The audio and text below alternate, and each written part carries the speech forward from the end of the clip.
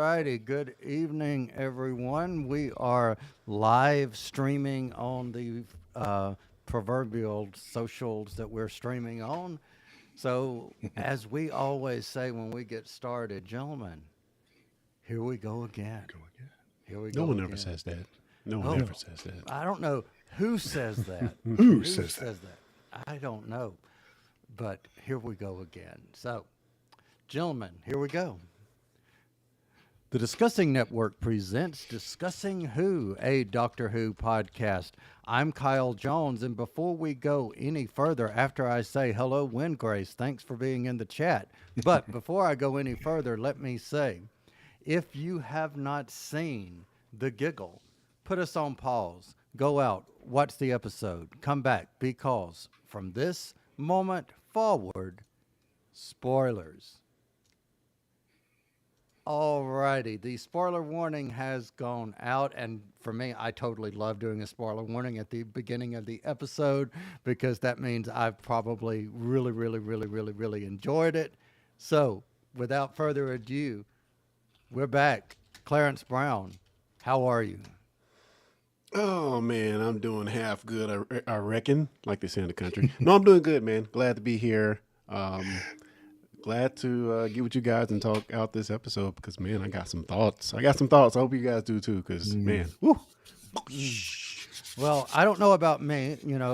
That's still up in the air on whether or not I have thoughts, but I know someone who always has thoughts.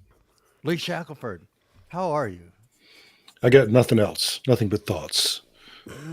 My body is a mere appendage. My brain is all that matters. All right. Well, yeah. your brain has a habit, just like the brain of Morbius, the brain of Shackelford always says to people who are joining, whether they are joining the live chat or whether they're listening to us on audio, as they have done for at least 300 episodes. What do you like telling people? I like telling people thank you for spending your time with us. We know you've got other things you could be doing, and indeed other Who podcasts that you could be listening to, but you've chosen to spend this time with us, and we are deeply grateful. And Clarence Brown, if we have someone listening to us or watching us for the very first time, what do you like telling people? I like to say that you can support the show by subscribing, leaving a review, and telling a friend. If you have a review idea or anything else that you want us to know, please send that in to discussingwho@gmail.com or hit us up at discussingwho on any and all social medias. Good deal. And if you are watching us on YouTube, please click that subscribe button. And if you are listening to us via audio, and especially Apple Podcast, be sure to leave us a 5-star review. We would greatly appreciate it. It helps with the Apple algorithm. I love saying that. And if you leave us a 5-star review, we will read it up on an upcoming episode. So speaking of episodes, we have some news. So Mr. Shackelford and Lee Shackelford and Clarence Brown, I am just like so brain overload with all this that's been going on for Binary for the last couple of days. So we have word of the Celestial Toy Maker, the original story being made into animation style. Man. And Clarence, with that, thoughts? I haven't dove too deep into it other than seeing like the little preview clip that they gave us, and it looks quite terrible. So it got me to thinking like, if we're really going to represent these stories to a fan base that probably never saw the original or never even knew about the original, I'm kind of puzzled by the approach of kind of the animation is just terrible in my opinion, especially when you see the stuff that the new home of Doctor Who is doing with Disney, with the Marvel stuff. It kind of puzzles me that it looks so bad. It almost makes me think that we should probably do a reinterpretation of these stories.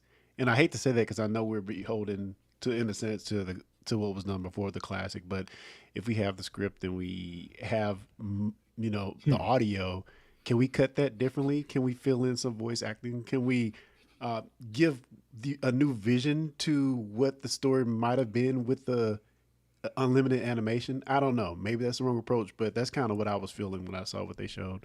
Mm. Lee, what say you? What do you think? I had the same gut reaction that it's disappointing, but very often in a production like this, I always want to step back and say, why? Is this an accident? Which does happen. Where a production just gets away from you and it just doesn't turn out like what you intended, or was this a choice? And if so, what is the thinking? And I wonder if the idea is we can't bring back Michael Goh, we can't bring back William Hartnell. Um, so let's not try. Let's make it something stylized that isn't an attempt to literally show you these lost episodes, but to sort of take you into this mad world. And they did add some things that were not present in the Mm. original story, as I understand it. There's things floating in the air that couldn't have been, and things like that. Mm-hmm. And I thought maybe that's what they're doing, but if so, I still don't. I just still don't like the look of it. Yeah. Mm. Um, you know, I don't know. It just seems like funny choices all around. I don't get it. So our friend Ian in the chat is saying that he thinks that it is supposed to look like the stop motion animation of the 1960s. Interesting. And our friend Wingrace says I that he don't. wishes that they had released it, and I agree with this, before the Giggle, but it is what it is. I really would have liked to have seen that Yeah. before. Could it was, I think it would have given some context as to who the Hmm. toy maker was for people who may not have known who the toy maker was. Yeah. Mhm. Mm, But as far as but the, it go ahead, Clarence. Sorry. but is that something that someone who doesn't know who the toy maker is actually gonna watch? Very good point. Very good point. Right. I'm not sure that would have done that. That would have been, yeah. That would that have made people want to see it? I don't. Mm. I think if you were someone like us that watches and also investigates, I know I would have liked to have seen it ahead of time, just for the sake of being able to know a little bit more about him. But for that casual fan who is watching it for the first time on Disney Yeah. Plus, if they would have put something called The Toy Maker on Disney Plus, they would have been like, okay, why? They ain't gonna Yeah. put that on Disney Plus. I don't think they're gonna put that on Disney Plus. Disney has Well, high yeah. When animation you put it that standards. way, no, So no. basically, if I'm hearing you correctly, what you're saying is they would be crazy. Something would be in their head, running through their head, making them crazy to put that on Disney Plus. That's the Adios, only explanation I amigo. could think of. Yeah. Mm. So kind of like a little giggle in your head, maybe. Who Hmm. knows? Who Mm. knows? But what I do know is, without further, you know, talking or anything, the Giggle is the third of three Doctor Who 60th anniversary specials, first airing slash streaming on the 9th of December 2023. It starred David Tennant as the 14th Doctor, Catherine Tate as Donna Noble, and welcomes Ncuti Gatwa as the 15th Doctor. It is the most, I'll just go ahead and say it, it's the most fun that Kyle has had watching Doctor Who since the day of the Doctor. But Hmm. some review, Clarence, I'll start with you. Some review. This episode does that great thing that Doctor Who does when it gives you a message about the greater world. I really love that. This episode, it was there in spades. Great job with that. We'll get into it, but I think the animation or the CG in this episode, as a comparison, the CG in this episode was just, a Nightmare Before Christmas ish, phenomenal. Just some of the most beautiful CG I've seen in Doctor Who. Period. The special effects production was off the chain in this episode, and we got some companions coming back, and we got the new Doctor, and I'm puzzled by some things I'm sure we're going to get into, but overall, I really enjoyed the episode. Lee Shackelford. Um, I was disappointed with the ending, honestly, and I'm looking forward to the Christmas special just because I want to move on with Ncuti. So that's cool. And sort of leave some of this some of this behind, but couldn't agree with more with Clarence about the social commentary. That's some Swiftian satire in the first part of this, and it was dead on, and it just made me so happy. I was punching the air over some of that. Yeah, a lot of fun with Unit. Good to see Mel for the first time when she wasn't making me want to pull out what hair I have. And yeah, it's a lot of fun. The scary stuff is proper scary. Oh yeah. Whew. Mm. But anyway, yeah. All righty. So I want to say that one of the things, before I give my initial thoughts, one of the things that I love about doing this show with you guys, discussing who with you guys, is we don't have to all agree. And I love how we can go back and forth and scream it out to each other like Mel did, but just come back together No. and still love each other and still love the show. So that is awesome to me. That being said, Yeah.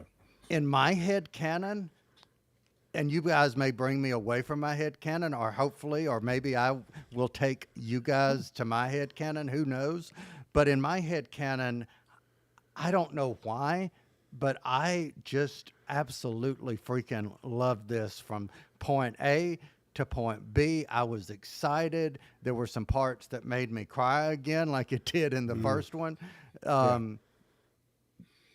But as far as introducing a new Doctor, I think this is one of my favorite introductions of a new Doctor. Not how maybe he got there, but once he was there, it's one of my favorite introductions of a Doctor, I think, since I've been watching quote unquote live 2005 forward. Yeah. So that's maybe why I love it so much. But that being said, I want to go into the social commentary because I didn't have that in my notes. And before I forget it, I want to go ahead and let's talk about it. So let me preface by saying we did not like Orphan 55 because we felt the Doctor was preachy in Orphan 55. And there is a point to where one might argue that in this episode, the Doctor does berate humanity a little bit and is berating his confidants and companions. Maybe. Thoughts, Lee? I'll start with you. Thoughts? No more so than the Doctor has in the past. He has the perspective of being an outsider, and that's a literary tradition. We've been doing that for hundreds of years. The person who's new to the culture, looking around at us, the culture that's familiar to us, and saying, "The hell, what is wrong with you people?" And I just found that so very refreshing in a time where it does feel like a virus of entitlement, of everybody insisting that they're right all the time, at the expense of being able to get along with other people. And it's sad that it isn't actually the toy maker doing it. And so it isn't all just going to go away one day. But, it was just interesting to have that called out. I think that little scene of the Doctor stopping the guy from walking in the street, stopping the guy from getting hit by a car while he's walking in the street, is really some of the finest writing of a scene that I've seen in Who in a long, long time. It's a crystalline moment to me. It's so beautiful. So that's my feeling about that. All right, Clarence, what say you? Yeah, of course, agreeing with everything Lee just said. The Doctor will tell humanity how great they are. He'll also tell us when we're doing wrong or we're not being the best we can, and he does it again in this episode. I don't feel like that was any different from what the Doctor has done in the past.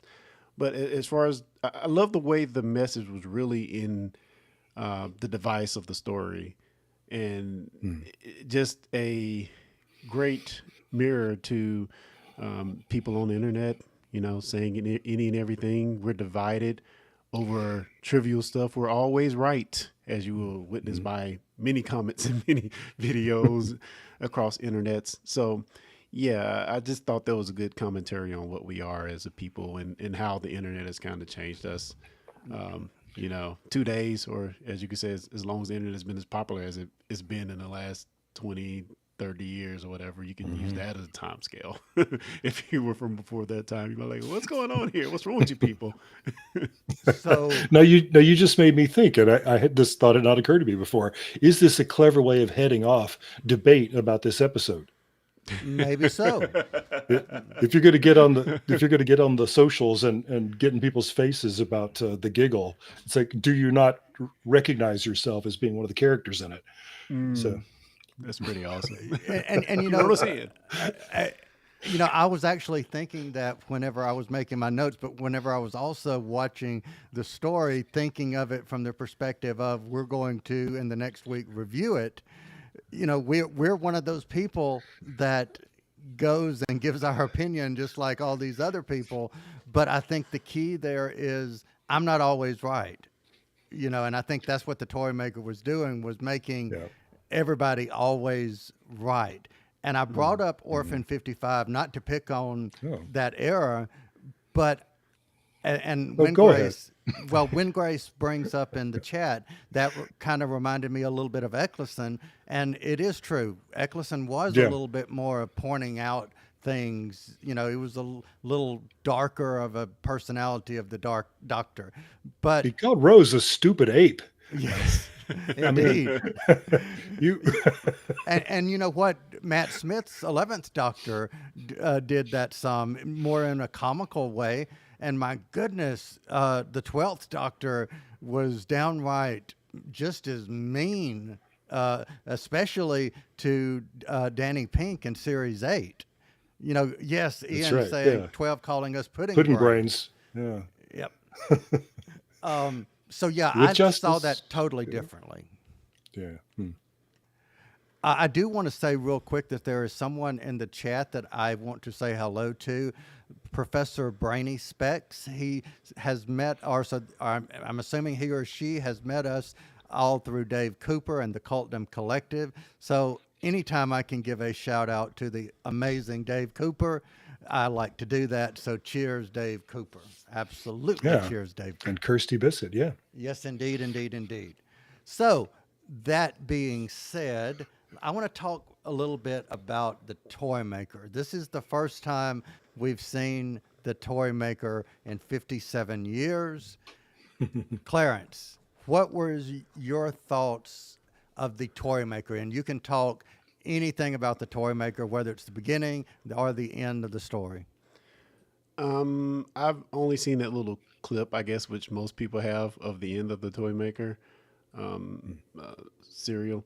But as far as Neil Patrick Harris and the portrayal in this episode, I think it was really fun. And someone who is, you think of the Master being on the caliber with the Doctor, but the Toy Maker with his tricks and his the way he can bend space and time, and he's pretty formidable. I'm surprised we hadn't seen him, any more up until now. But man, I was mostly shocked by how powerful he was as a character. Reminds me a lot of that DC character I can never remember or remember his name. Mixel Plix, help me out. Oh, Mrs. Billig. Yeah. That's right. Yeah. So yeah, it definitely reminded me of that character, and some of the things he does in this episode, and that are shown to us visually that he does, I think are pretty freaking cool. And I kind of hate that he's banished by the end of the episode, but man, he's such a fun character. Neil Patrick Harris. I almost want to advocate bringing in more American actors to play villains because he's so much fun. I enjoyed him. Lee, what say ye? I'm available. And little thing about that. This is a cinema professor. Put on that hat for a second here. Let me speak for a second about Charlie Chaplin, who was, at one time the most famous person in the world. He was who? Beyonce. I mean, there was no place on earth where people didn't know who Charlie Chaplin was. You mean Taylor And Swift? Come on now, Lee. Okay, Taylor Swift. And update my references. And But the silent era ended, and all the silent stars were talking, and people were waiting for the little tramp, the character that he played, to speak. And Chaplin fought it because um, people in Japan thought the little tramp was Japanese. People in Italy thought the tramp was Italian. Mm. You know, Mm. he didn't want people to hear his voice, and he was English, our great American icon.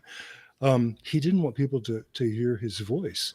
But in the film Modern Times, he compromises, and what he does is there's a song that he sings he gets talked into singing. The character does, and spoilers for Modern Times, film made nearly 100 years ago. Spoilers. Spoilers for a film made in the 30s. He sings, and it is gibberish. And it is a beautiful melange of every language on earth, Mm. all mixed up so that it sounds, if you get drawn into it thinking, wait, that's German. No, I think it's Italian. Oh no, this part is Spanish. It's untraceable, and it's complete genius. So we have our first name brand American actor playing a villain in this aggressively British TV show, right?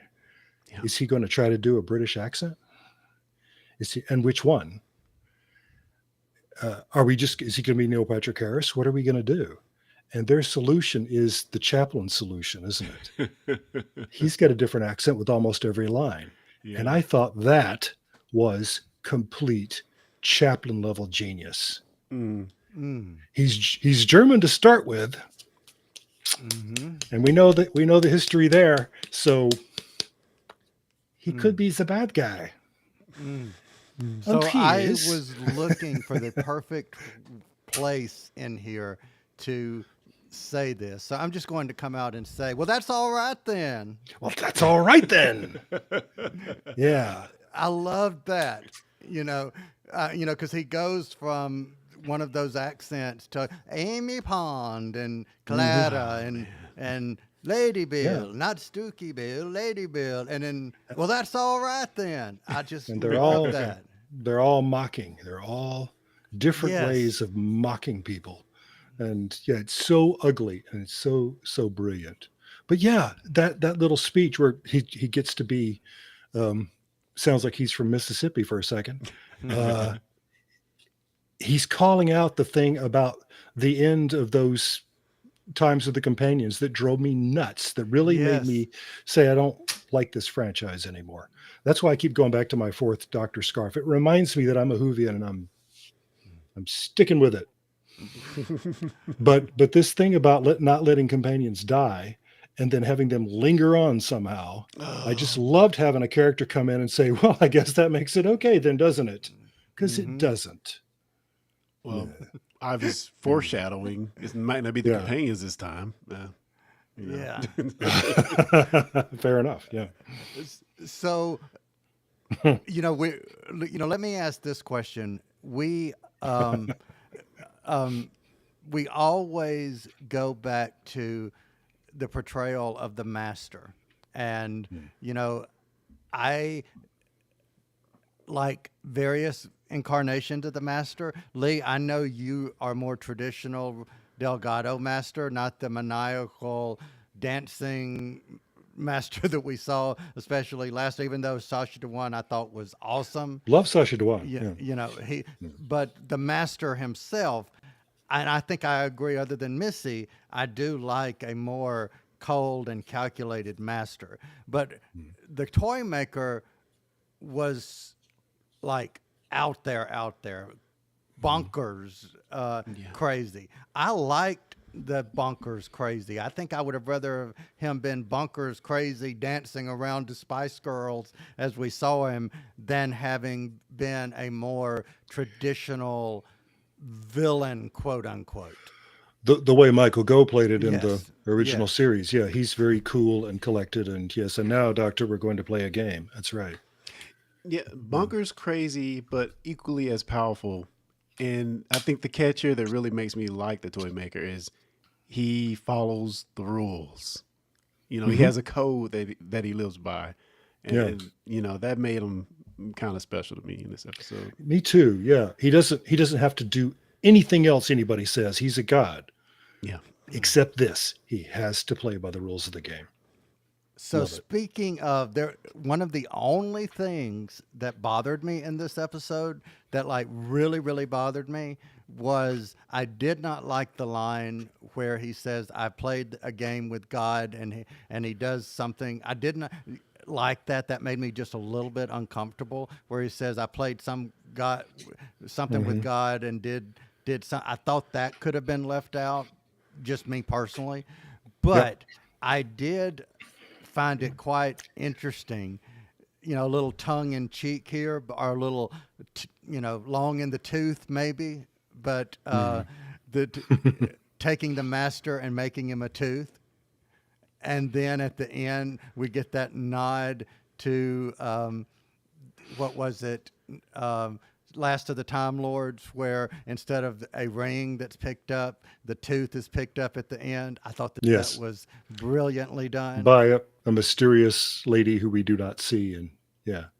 At the edge of the Avengers Tower. How how that person could possibly be standing there, we don't. Yeah. Yeah, I had trouble with the geography there too. Yeah. Anyway, yeah. But yeah, maybe somebody who's in the chat right now remembers the line, I played against God and I won line. I don't remember it now either, but yeah, it's supposed to make you uncomfortable. That's what that's there for. It's like the Satan pit. Yep, true.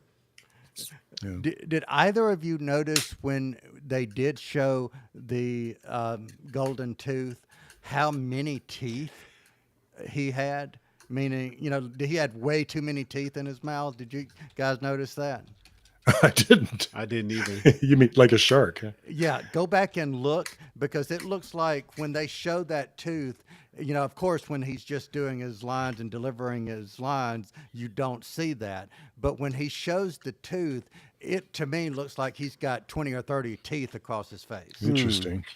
Okay. The time scale says that, he's got like 100. I need to look at that again. Also, time scales points out in the chat that that's Kate picking up the tooth. Oh, And that if you're doing screen grabs and so on, you can see it's her. Yeah. Okay. Ian says, I played a game with God and I turned him into a Jack in the Box. that I think, Ian, I think you are 100% correct. Woof. So let me just ask you guys, just out of curiosity, how many times have you seen this episode since Saturday? Once was sufficient. Okay. Twice. Does anyone want to guess how many times I have seen this episode since Saturday? 42. No, not 42. Yeah, That's 42. a good number. That's a very good number. Let's go with 12. I've seen it in its entirety about 12 times. I have seen the last 21 minutes probably a good at least 20 times. So, just Fanatic? FYI. Question mark? I am just that obsessed with this episode. But we'll get into that. Let's talk really quick about some returning faces. Of course, we see Kate Lethbridge-Stewart return. We see Shirley Ann Bingham return. We see Mel return. Thoughts on return of Mel? Lee, why don't you take it first? Definitely not one of my favorite companions. So when they said, "Hey, Bonnie Langford's coming back," I said, "Oh, good."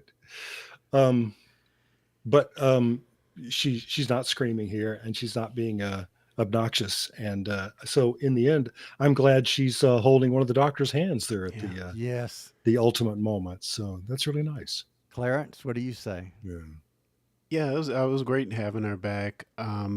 It makes me think: is Unit now the ultimate destination for all former companions going forward at $120,000 a year? I think it's a great fit, and who else to save the world or keep it safe? I really love that. So yeah, it was cool seeing her, and also the part that was fit for her perfectly when they did the arpeggio thing. She like sung it out. Oh, so right. Yeah. Yeah. Great.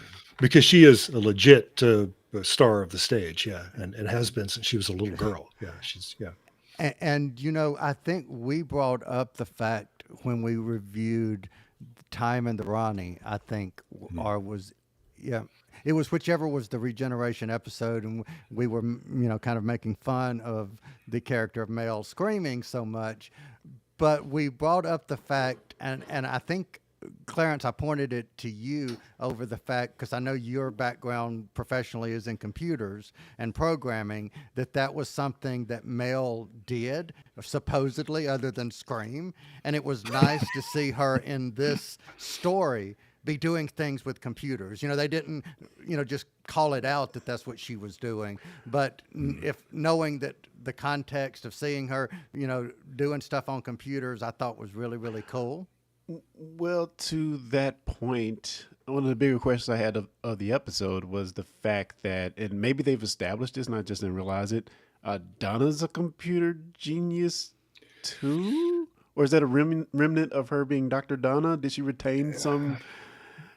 Well, when we met her, she was a clerk typist, which in today's marketplace means she's got some familiarity, but it don't make her a programmer. She went pretty deep in this episode. So. Yeah, Yeah. I think that no, was supposed to be a nod to the fact of how fast she could type. I think. yeah, but she went straight from I type fast to asking about the operating system, Yeah. and I was like, Yeah. yeah, I'm sorry. It, yeah, that bothered me too. Well, maybe she needs to be on the news. And I loved the shout out, that little mini clip of Trinity Wells. You guys know where I'm going with that. Yeah, just So, Clarence, if you go back and you look at RTD1, anytime you saw a news broadcast of when something major was happening, whether it was the BBC or there was some kind of fake CNN that they were doing, they had this one newscaster over and over, Trinity Wells, and then we see her in that clip. She's now progressed on from being just a broadcast journalist to having her own show. I thought that was a nice, cool yes, nod. the triumphant return of Trinity Wells. Yeah. Yes. And again, to the social commentary portion, anti, what's the name of the bracelet? I forgot what it was called. But there's a big movement not to yes. wear the thing that helps us. Binac. Oh We're yes, gonna- of course, right. Yeah. So did either of you, before we move on, did either of you think that when they were arriving and he comes out and says, Kate Lethbridge Stewart, and has his arms, welcoming wide open, did either of you think she's about to slap him? I thought it possible. Yeah, he's opened himself to attack. Yeah. I did have that fleeting thought as well. Yeah, I did too. I 'Cause who was knows? Who thinking you're about to get slapped, and then I think because she was walking with such purpose, and speaking of walking, Well, you have to tell me why she slapped them, because she didn't. Well, she didn't. She no. didn't. Oh, she but I didn't? just, Okay. yeah, I just thought that because she was walking with such purpose, I thought she was about to. Oh, got you. Yeah, I feel so I didn't see that. No, Okay. But she did kind of metaphorically slap Shirley in the face. I did not like, the fact that when she went crazy and she took off the thing, she was saying, "You're an alien. You have two hearts. You're a redhead. You're both redheads. What's up with that? And I've seen you walking." Again, and the earth is flat, and all the other good stuff that you hear on the internet. Yes. Yep. But I'm bringing that up for this purpose of, I thought Gemma Redgrave played that so well that when she realized that pain on her face, Wow. that you've really stepped over the line, even though it wasn't her fault. I No. loved how she played that regret. It was like playing two characters, really. Yeah. Yeah, it was lovely. And And the the way remorse. she Oh, replied yeah. back to it, Shirley replied back with, don't even mention it. Yeah. It's not even. It's okay. Yeah, Right. it's fine. I We, thought we know was that wasn't you. beautifully done. Yeah. So, one other thing I want to bring up that I just thought was awesome. was the Stooky Bobbies and Stooky Sue. That was just awesome. Thoughts? I thought it interesting that when we've encountered some of these creatures that have been brought to life by the toy maker, that I feel like my impulse, and I think the doctor's impulse, was these are people who are somehow being enslaved. That these are human beings and I need to help them. You know, um, and then later on, his stance is no, they're dead. Don't worry about them. When the toy maker's doing it Mm. at Unit, Donna is not constrained by this at all. And I thought that was very interesting. There's not a second in which she's not says, okay, these are dolls and I'm going to bash this one's head in. Like, okay, so Okay. that face didn't work on you at all. All right. Wow. Yep.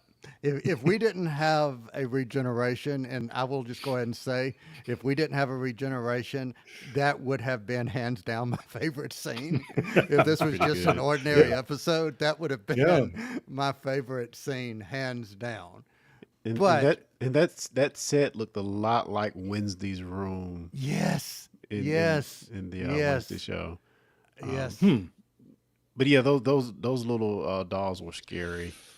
Well Very animated. upsetting. That was really impressive. I was really shocked by how well they did with that scene. Yes, agreed. So since we are already 36 minutes, almost 37 minutes into our review, I just want to go ahead and jump ahead a little bit to the part that we knew was coming in this episode. We didn't know when it was coming. I thought it would be at the end. I was shocked that it wasn't, but I'm curious to know. The toy maker says I played the first game with one doctor, I played the second game with this doctor, and I play the next game with the next doctor. The doctor begins to regenerate, and I love, Mel coming to one side, Donna coming to the other side. Mel actually has one of my favorite lines in the story where she says, he tells Donna, I'm not dying. And she says, I know. And one of them says, you're going to be somebody else. And she says, Mel says, it doesn't matter. You're all fantastic. I loved that. But we then get the glow goes away. And at that point, once the glow goes away, it's kind of like, what's about to happen here? So my question to you guys is, Clarence, I'll let you go first. Thoughts at that point with the bi generation? Oh man, I would love to know what you guys think, and the people in the chat. Please let us know because this has been sitting with me a few days. I really didn't love it, and I love that it brings us a lot of possibilities in the future. I love that part of that. And this is something I kind of predicted, but I predicted it very differently. I thought by the end of this episode, David Tennant would go off and we wouldn't actually see the regeneration. But then we just start with Shooty and they explain it later or something. But I don't know if I love it. We already have another David Tennant running around here somewhere in the parallel universe. So Yeah. How many do we? and just after harping about how some of the companions don't die, they're just going to be celestial beings or gallivanting about the universe. And then we do this with this doctor. I think it was an interesting concept. It brought a lot of fun to the episode, but the more I sit with it and think about it, and maybe how it even does Shooty a slight disservice, maybe. I don't know if it sits well with me. I think about it more. Well, what about you guys? All right, Lee, what say you? I've been in the same place. I just keep thinking about it, and the more I think about it, the less I like it. And I have to keep going back to my gut, to going back to just the moment, because in your retelling of it, Kyle, you skipped something I think is very important, was that we've been braced for this moment. We've been wondering what this doctor was going to say Mm-hmm. when the end was near. And he said, for one thing, bless him, here we go again. And which, is one of our catchphrases, first spoken by the Brigadier, right? Mm-hmm. And but then finally it's time, which I was hoping would be his last words. But he topped me because I really like allons-y, which of course means Yeah, let's that's go. good. That was Yeah. good.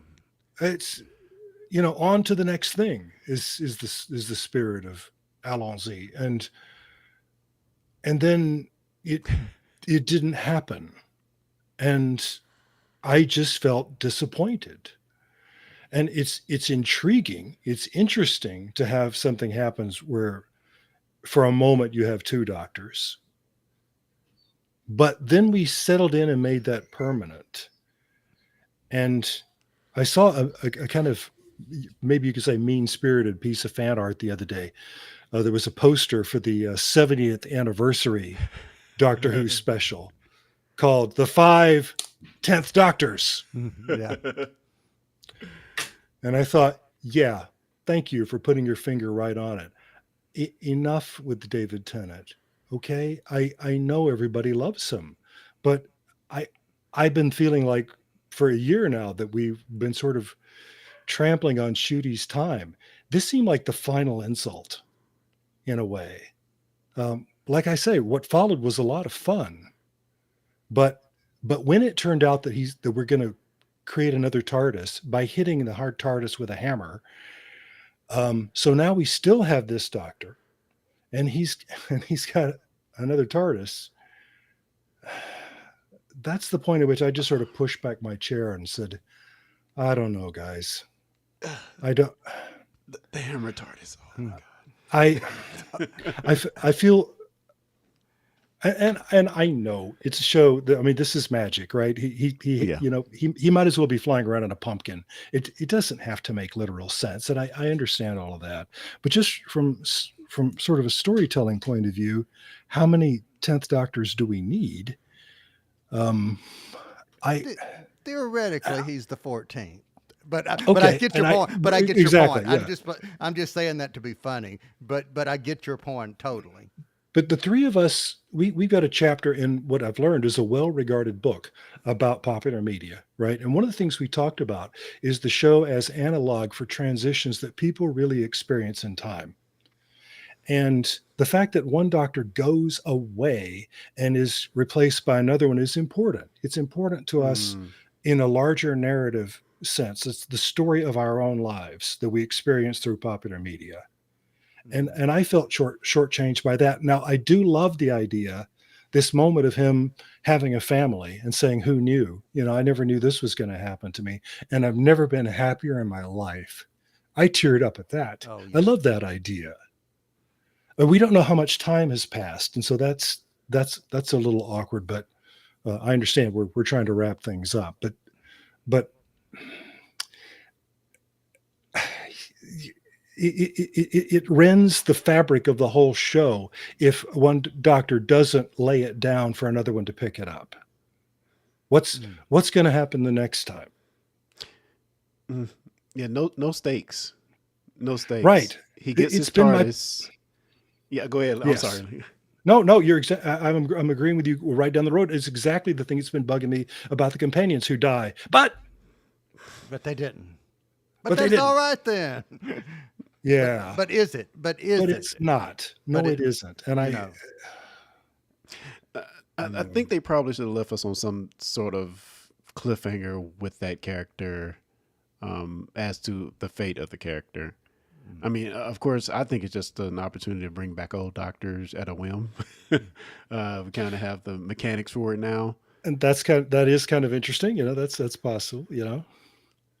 All right. Um, So let me yeah. pick up some of the comments in the chat, and The then great I'll stuff happening in the chat here. yeah, but then I will get to mine.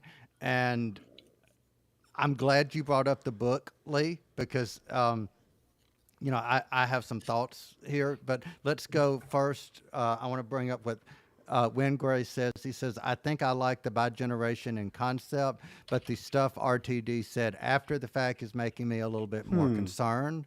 What did he Um, say? well, one thing that he's saying, I think, is that, it opens up like a multiverse, a doctorverse kind of thing. Yeah, the Mm-hmm. Hooniverse. The And universe. I Yes. will say, I think it's one of the tales of the TARDIS that we didn't get to see, obviously, but it's a conversation between Ace and the Seventh Doctor, and she says something to him in effect. Spoilers: the last time I saw you, you were a hologram. Yep. And he responds by saying, in some realities I regenerated, but in some realities I grew old, and explaining, why, he's old. Let me bring up another thing that Morgan Lee said. It seems to me that they are really trying to clean the slate and make Shuti the first of a new era. They are erasing the burden of everything that has happened in the last 20 years, starting new. And goes on to say, quite the poetic change from Donna's I'm going to be with you forever, traveling in the TARDIS, to 14, now choosing to live with her forever, living with her lovely family. And I waited to bring in what Ian said, Ian says the appearance of the 15th Doctor is part of a time loop. 14 will grow old and then regenerate into Shuti and get pulled back into the bi-generation to complete the time loop. In a nutshell, before I go forward, that's my headcanon. That's how I, even as I was watching it, was seeing it. And the more I watched it, the more that solidified in my head. And the reason why I think that I have watched those last 20 minutes so much, and I don't mind saying this on this show, the two of you know this, I have ADD and I can't take my medicine right now. And because I'm not taking my medicine right now, it is a little struggle keeping my motivation, keeping my, brain on track. And because of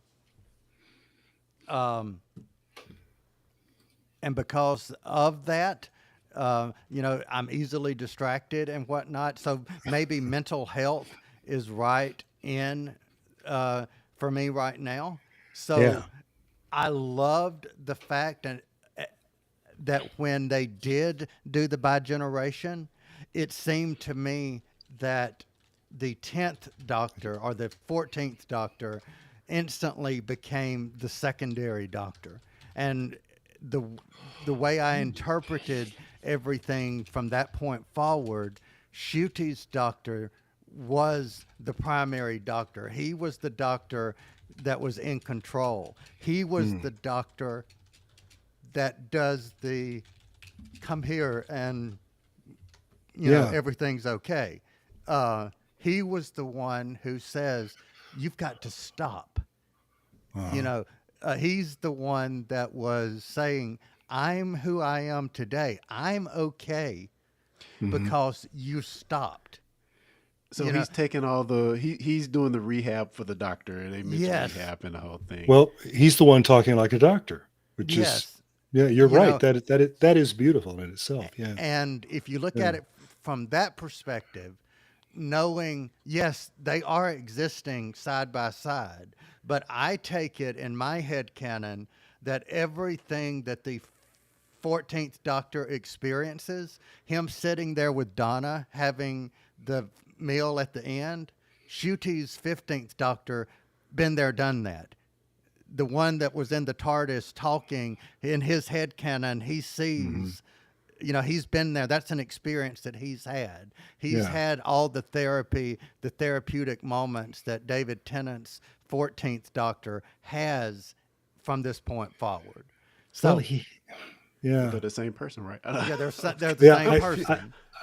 I think the thought of that is lovely. Chronologically, he hasn't though, because they part ways at that time, and the But, 14 right, the 14 goes chronologically, on to heal. Right. yeah. but But it's a time travel show, and who? but it's Yeah, a time travel show, right? And it doesn't, yeah. as we've said before, it doesn't necessarily have to make sense.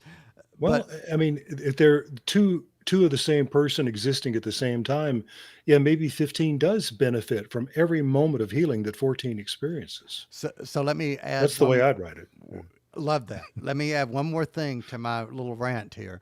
Mm. Is one of the other things that I find so beautiful about this is Uh, if you go back to Journey's End and you've got the Rose Doctor with the 10th Doctor, and there's a conversation that they have that they're saying that, don't you, and I think Donna's the one that says it, don't you understand what he's giving you? He's giving you what he can never have. mm. You Yes, know, that that's he right. will grow old. He will have the Yeah, day today. And I yeah. know I'm getting emotional even thinking about it or Oh, talking yeah, about it, but you reverse that with this story. You're giving yeah. him the day today. You're And haven't giving you always him, wanted to do that? yes, Yeah, so I exactly. love that. Yeah, And I love the angle that they bring it from of the whole self healing. I just absolutely 100% yeah, love it. So yeah. does I it love break that aspect of it canon? too. Yes, does it? It absolutely breaks Yeah, canon. But do I love the fact of what they did with it and the way they present it? Brilliantly done, yeah. in my opinion. So that's why I like it so much. You said you might bring me to your way of thinking, and I said nope. But you know, Morgan in the chat points out that the toy maker has dragged the 15th Doctor back in time into his 14 body and to create the bi-generation. So this, he Mhm. came from the future And and outside of time and space. Yeah, that makes perfect sense. And Um, they even say in the when the toy maker says it's not fair, there are two of you. They even say, one of them says, "You did this. yep. You split us. Oh yeah. This is you doing this." Mm, right. Mm. Okay. With that said, do we Yeah. ever get a real reason why David Tennant's doctor or the 14th Doctor in David Tennant's form is even there in the first place? Donna says that he had to come back for unfinished business Yeah, with her. Hmm. yeah, That's why it had to be her. yeah. Yeah, Because but she I'm It's got to said, be her doctor. "All right," and That's see, go ahead, Lee, because I have well. That's thoughts how on I that read too. that. Yeah. Yeah. Yeah. And see, this also to me changes, and here, I'm sorry I'm on a rant, but it also changes one of the lines that people do not like from David Tennant's Doctor, I don't want to go. Because a lot of people I've seen over the years say that's so undoctor like because the others are all embracing because it is the same character. But I think the David Tennant Doctor, and maybe this is why we see that face or we've seen that face so many times since that, I take it that this was the doctor that had that wanting of stopping, having that wanting of not continuing because he had that family with the Pawns in the 11th, Hmm. but he kept going and he lost them, Hmm. and I think that's why this face returned was he ultimately wanted to be stopped, maybe Yeah. subconsciously, and because Donna was saying you wanted to come home. I just, mm, you Hmm. know, so And home meant Donna. yeah. Yeah. Now, why Donna? I don't know, but Well, I think part of my irritation about the whole thing was that it felt so much to me like the show's marketing team taking over story. And I think you raise excellent points that given the reality of that, that I mean, IRL, that's what happened here. oh, absolutely, But absolutely. but RTD saddled with that. This is what he did with it. And I think you're right. What he's done is something beautiful. It still bugs me, but but if it's got to be done, this is the way to do it. So, you make an excellent case. would I have loved, let me say this, would I have loved for him to have just regenerated into Ncuti and Ncuti have been the primary doctor for the last 20 minutes? If I had my way of doing it, would that be what would have happened? Absolutely, 1,000,000%. That, bring David Tennant back, let him, and then Donna goes and he says bye to her and whatnot. Yeah.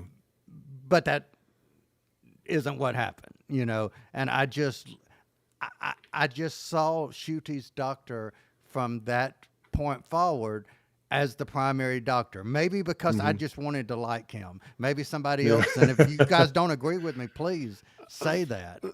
Well, let me ask this: are we going to have and I'm going to equate this to Marvel real quick. Are we going to have a high-level Marvel character versus a low-level in the trenches character problem? Ooh. Where there's some big world-ending event and Shooty needs help for some reason. Are we going to be saying now, well, where's 14? We kind of need him right now. Yeah. We're all about to No, die. Captain Marvel's in another galaxy right now, and so we can. Yeah. Well, I guess space and time, there's always theoretically been other doctors around and some. It's confusing. True. It's hurting my brain. Well, I'll we stop. did it in Day of the Doctor. We gathered them all together. You remember? Yeah. In Day of the Doctor. So yeah, yeah, time travel, man. I will say this: the one thing that I did not like, even though I thought it was done well, was even though it was fun, I did not like duplicating the TARDIS because I did not want David Tennant's Doctor to have a TARDIS.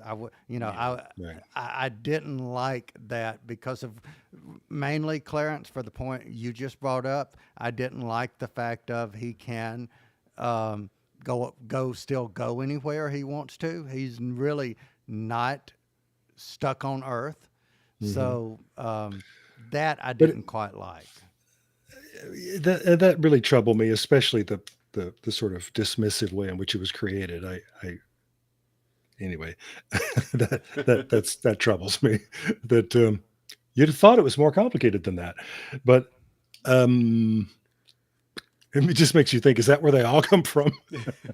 They reproduce my fission. Yeah, I could do that, but put me to work.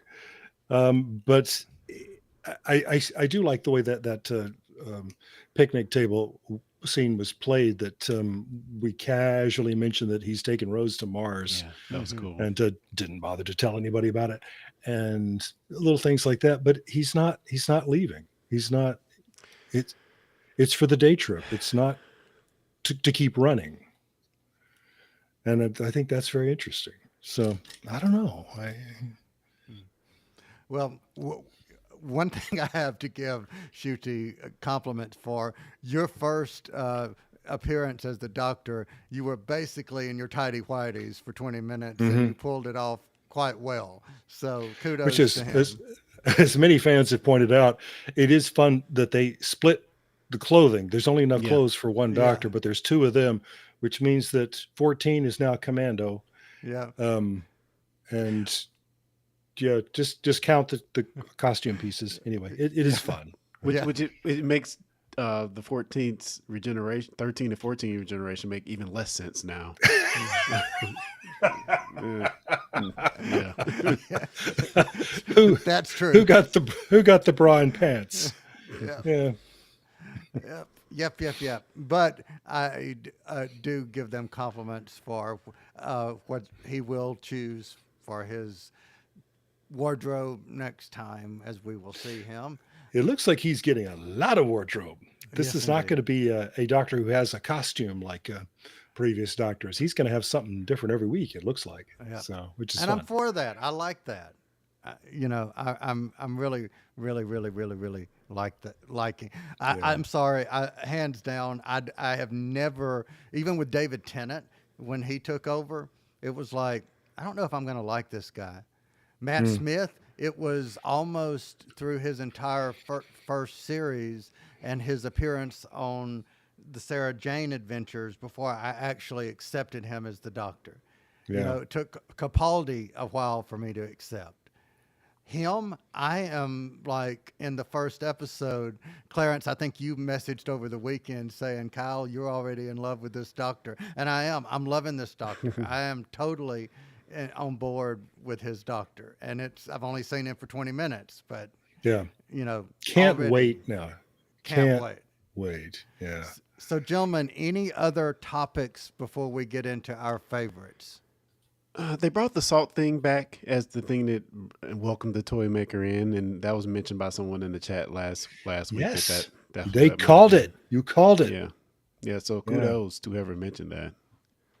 And now I'm embarrassed that I don't remember who said that. But you just wanted to mention, as somebody always interested in history and media, Stooky Bill. That is for real. You know, that really was the first an early experiment in televising an image, and that's not exactly what he looked like. And you can still go see him at one of the museums of media in the UK.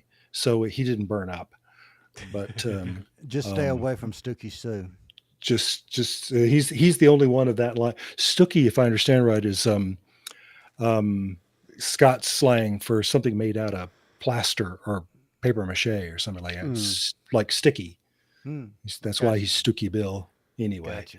But I just think that's interesting that is something drawn from reality, and thank goodness it did not infect everybody's screens from that moment forward. No. Yeah, that's another logic of the show. Lingering in the televisions.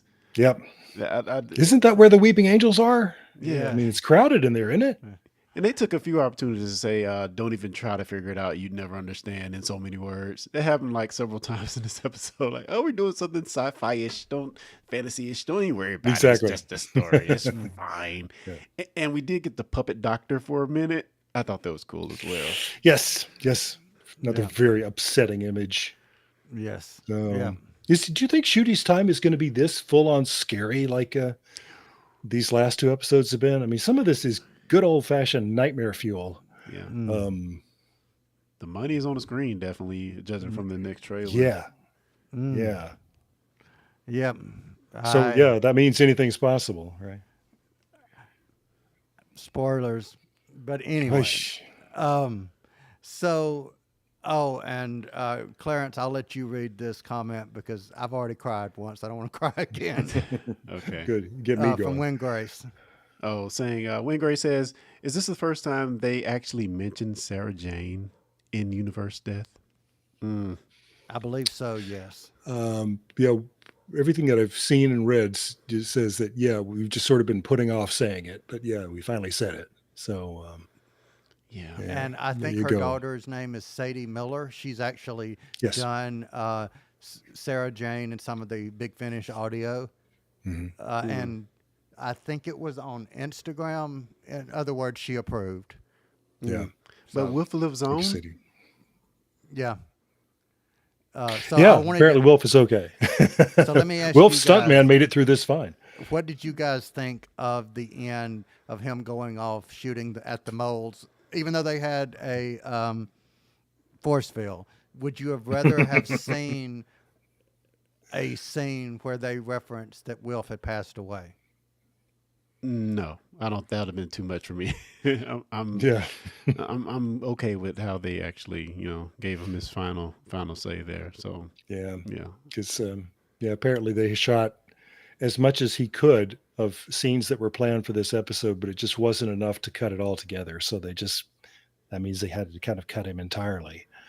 Well, I read today, and I'm not sure. I'm not going to speculate of where I read it, but it was on something that I trusted what I read, but that they had originally written where maybe in that last scene they do reference that he had passed away, and one of the producers convinced RTD to take that out.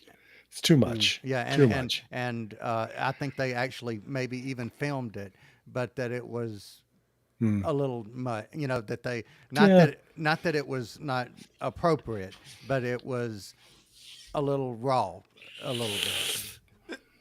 Question before we wrap: what other companions do we have out there on other planets that could possibly catch this whatever mail caught to get back to Earth thing? I thought that was Yeah. pretty cool to her to find her way back to Earth. Oh, That was our friend Shannon's favorite companion of all the time. Parapagillium Brown. Yes.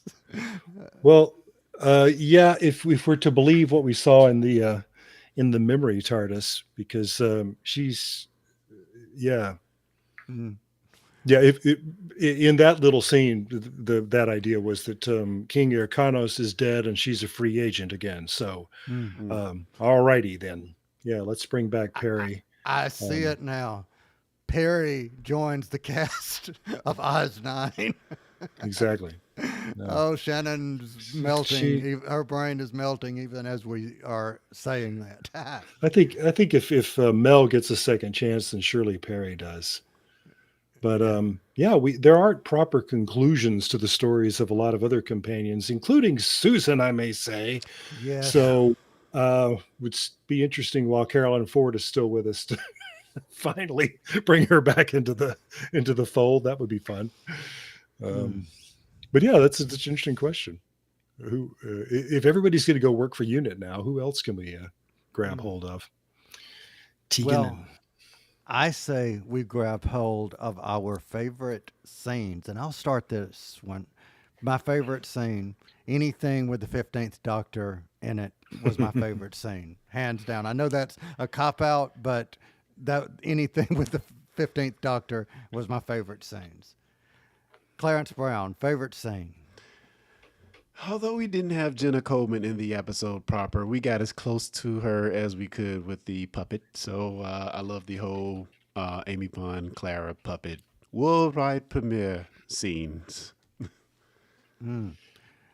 Lee, favorite scene.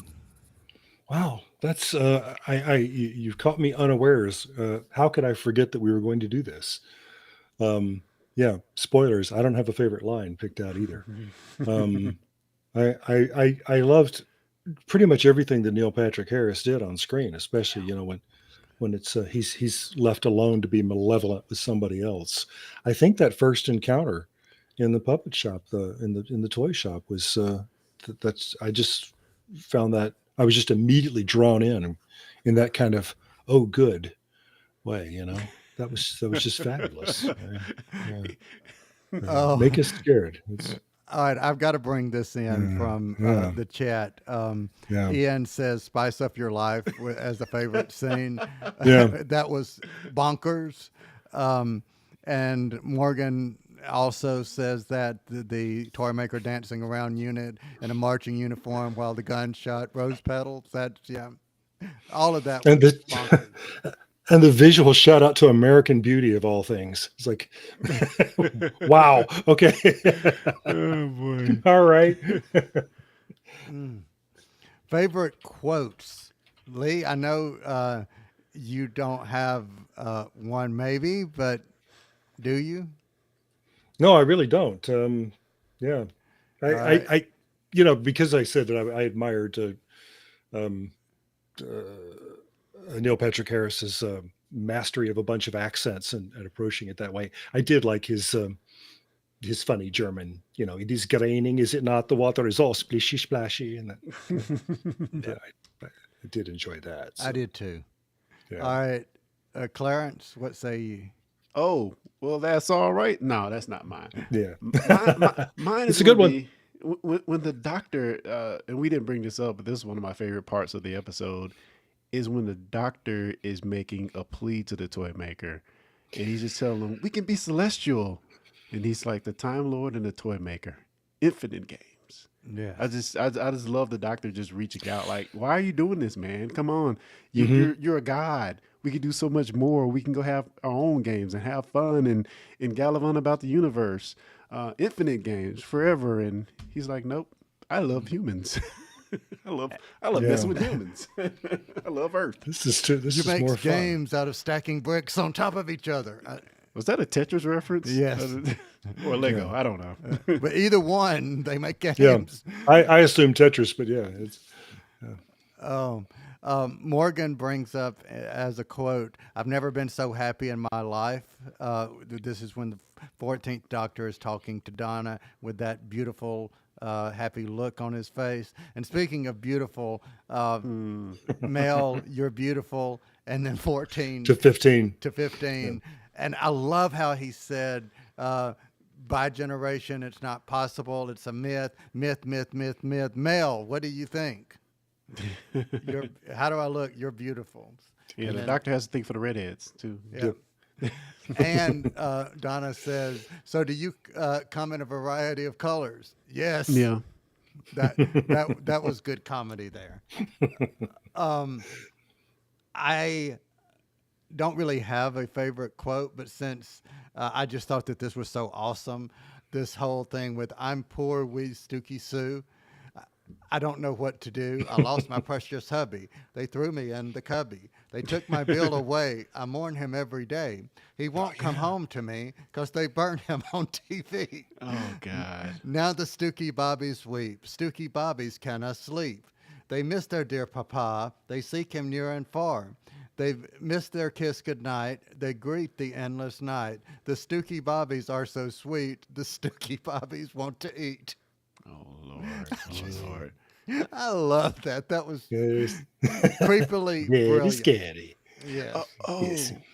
And if I can give one more shout out to when the doctor and Donna are in the other dimension hallway thing, and we mentioned the doctor getting his TARDIS back at the end, but he makes a statement, take away my toys. What am I?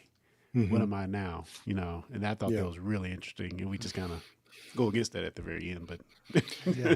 Yeah, and someone else in the chat pointed that out, that that was a profound question, and then we sort of cast it aside at the end. Yes. So Yeah. I think that was yeah, Ian that said that in the chat. yeah, and it is. It's part of my problem with that, but yeah, All it right. is. So, It's a profound question. well, the profound question now is final rating, and I'm going to go till last because you know me, I have to do something odd. So, final rating, and I'm going to go by how I had it listed. Clarence, final rating. I'll give it 5 TARDIS jukeboxes out of 5. Okay. Lee Shackelford. I'm going to predict you were going to give it about originally, and I'm curious if I'm right. I'm going to say you were going to give it about a 3.25 originally. Yeah, you always like the granular number much more than I do. So yeah, I'm not always into the fractions so much, but yeah, I have you have helped me raise my estimation.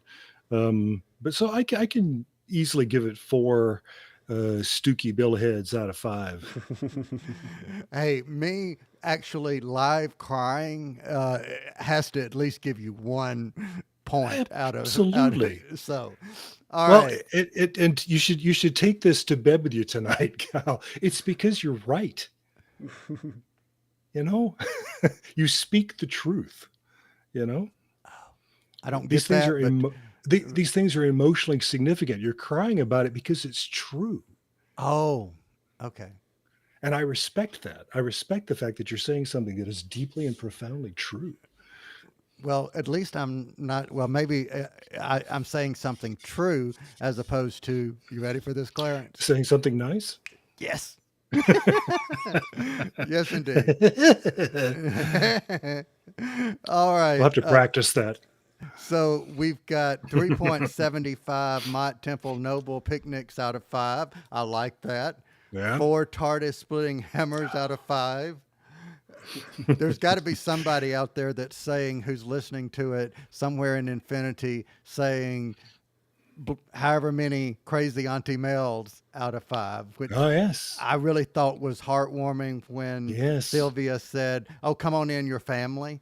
I loved that. Yeah. That Mad was Auntie awesome. Mal. All right, so here's mine. So just bear with me and go ahead and go. Oh God, Clarence. Oh God. All right, so I'm going to, out of 5, I'm going to give this 15th Doctors, 14 Doctors, 10 Donna Nobles, because, she was with the 10th Doctor originally. Oh. 21 minutes, because it was the last 21 minutes that I love, totaling up to 60 giggles out of 5. I thought you were gonna get 5 golden rings in there too. Yeah. Yes, Right. indeed. Out of 5. Actually, I think he's going to have a ring on each one of his fingers. So maybe you're being a little seeing into the 5. future. Out of 5s. So No, we've seen the Sonic now. We know. Yeah, Yeah. we did. But did we so want to? so before Yeah. we go, I have to know, since I'm rhyming and we've still got some timing, what did you guys think of the new Sonic? I don't like it. I mean, I can't say I can't say I don't like it. It just looks weird to me right now. I got to see it in action on screen, which I guess we did get a little bit of it. Shooty had a YouTube video where he was kind of like showing it off a little bit. It looks interesting. Yeah. It does not look like a screwdriver. No. But we've been moving progressively away from anything that resembles a screwdriver. So yeah, now we just said, hey, what if it's not even supposed to be cylindrical? What if it's this kind of figure 8 Gallifreyan thing? What if it's just a gizmo? And I like the idea of kind of the fresh. They've hit reboot on the sonic screwdriver. So My glasses. Let's be thankful for that. Yep. it's not specs, and I really thought it was going to be the ring, which I thought, well, now he's a Green Lantern. Well, so it's not the ring. So yeah, it's another reason to be really eager for Christmas. Morgan says, I love that. Maybe their Yeah. screws look a little bit different on Gallifrey. Right. Hey. Yeah. This sounds like a pub riddle. What's a Gallifreyan screw? Well, I don't know. That's, This is a I'll figure family out show. I'll This is a figure family out the answer to that. that's what you call the Chibnall era. show. Oh wow. The Gallifreyan screw. Wow. Yeah. 'Cause Okay. anyway, so Morgan's fault. Yep. Hey, I couldn't resist. I actually, really quick, I did have, and since we went there, I did have a Chibnall something that I didn't go, and I'm going to go back to it. Here's what I actually had written down. Couldn't help noting that the toy maker's power extends to our own universe, prompting the BBC to name Chris Chibnall as showrunner and thereby, as the toy maker says, making a jigsaw out of the Doctor's history. Which we do reference in this episode a little bit. Yeah. Yes, indeed. Wow. So, yeah. well, all I can say is just thinking about, is what's planned for next. Is it going to be scary? I'm just going to say I'm getting awfully hungry for Christmas. There you go. Take that as you wish. You'll understand it at Christmas. So spoilers for Christmas. But for everyone who joined us in the chat, thank you for joining us. Thank you for participating in the Thank you for staying with us. Thank you for so long. staying with us, Yeah. especially for my rants and raves. And for you guys, thank you, as always. I loved the difference of opinions, and I loved how we were able to talk it through, as always we do. So, That's true. as it is said, we will be back next time.